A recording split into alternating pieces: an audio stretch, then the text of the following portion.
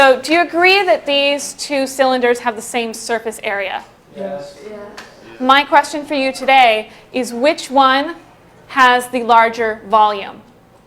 Megan Pacheco is a math teacher at New Tech High School in Napa, California.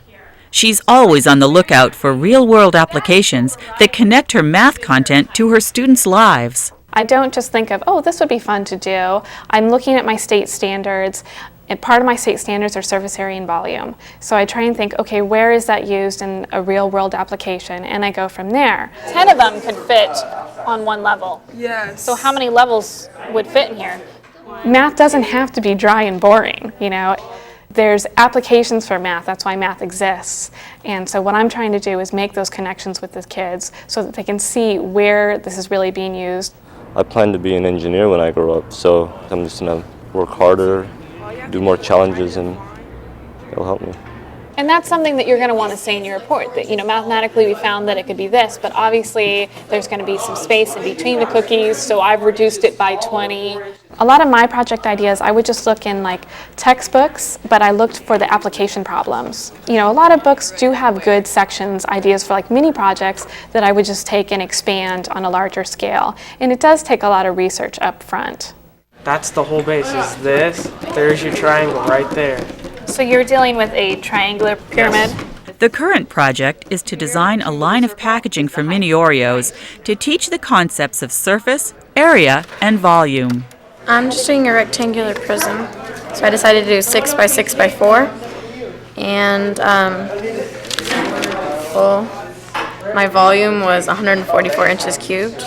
Because there's never just one right answer to a project-based problem, Megan's students think individually and together as they search for solutions. It has to be something that this group could come up with one thing, this group could come up with something different, but they're still learning the material, and as long as they've defended their answer, then that's what I want. If this is 7.5, and we need to find the height, which goes straight through it, how can we find that knowing that this is 7.5 and this is 5? Right. So I use the 7.55 second. Would you use 5? It's 2.5. 2.5, right. Because Teachers help students build on their prior knowledge and experiences without giving them the answers.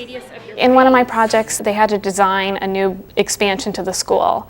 And a lot of them understand or should understand the concepts of area. They do that in middle school and elementary school. So they can begin to work on the project and lay out a floor plan and think about, okay, if I have a rectangular room, they can calculate that area. But then as they get in more advanced shapes like a polygon or a trapezoid or a circle, they might not know those formulas. And so that's when I come in and we talk about how do we, calculate areas of those different shapes, and we do some examples together.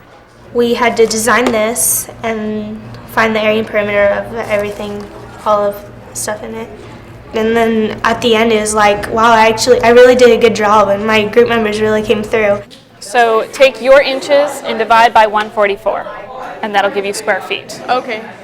For each project, Megan gives her students the rubric which she uses to assess their work. The rubric clarifies her expectations, so there are no surprises. In addition, students are involved in peer and self-assessment. They know what content they need to hit, and they know that that's what they're being graded on. It's not how cool their video was. It's, did you show me the math skills? Did you understand the concepts? You do the area of this, it's height times radius squared, and then you times that by the height, and then you get to the volume inside. It's important to let students work out questions by themselves. These are both 70-degree angles. That's why this triangle looks so perfect. And this triangle, and it'll fit once we're done. But with the circle, it doesn't work like that. I know. You have to use a circumference of the circle. Sometimes I really have to hold myself back. I have to just, step back and let them work it out as a group, and they'll be talking and, no, it should be this way, no, it should be that way, or this is how you do it. And I have to really, as teachers, we want to just jump in and help them and solve the problem. So it takes some restraint on my part.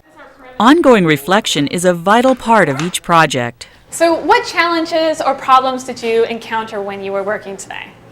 The fact that the calculations won't really come to life. I mean, supposedly 44 mini Oreos will fit in my little 3 by 2 by 2, and really only like 24 actually fit in it. I always do a debrief at the end. What did we learn from this? And it can be, what did we learn about the content? What did we learn about working in groups? What did we learn about time management? So every time, even if they struggled with the project, they're learning something, because we learn most when we're struggling. Well, I wanted to share with you this project that I wrote for geometry. Math has almost always been taught in very traditional ways.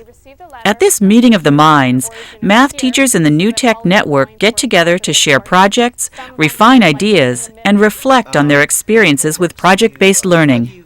Having someone to bounce ideas off of is really key, and I think anything you do is worth it, because the students are going to start enjoying themselves, and they're going to start learning or seeing the real life applications of things. I think it is a good thing. I'm personally a really big math person. I've always loved math my whole life, and I'm also a really hands-on person. So plus with all the projects, the stories behind it, it really makes math really interesting and fun to do.